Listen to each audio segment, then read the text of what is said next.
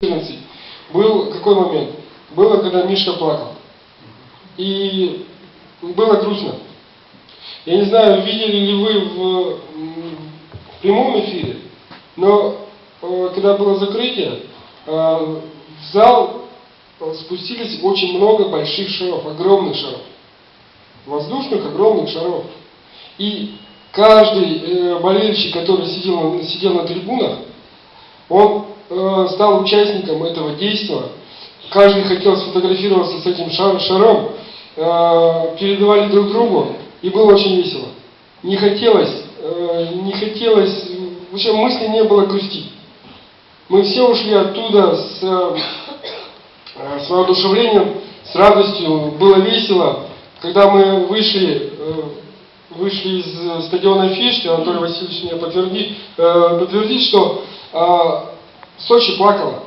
Был ливень, был страшенный ливень.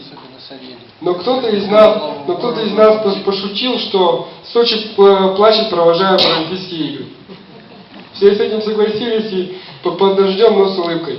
А само осознание того, что произошло в Сочи 2014, Паралимпийские игры, оно у меня пришло только на следующий день. Потому что это не только спортивные игры. Это осознание нас, людей с инвалидностью, самих себя. Я немножко переосмыслился, сам даже себя, видя то, как занимаются наши спортсмены.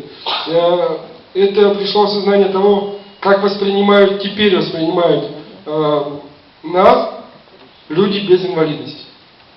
Это осознание того, как мы вместе с друг другом разные категории инвалидности взаимодействуем.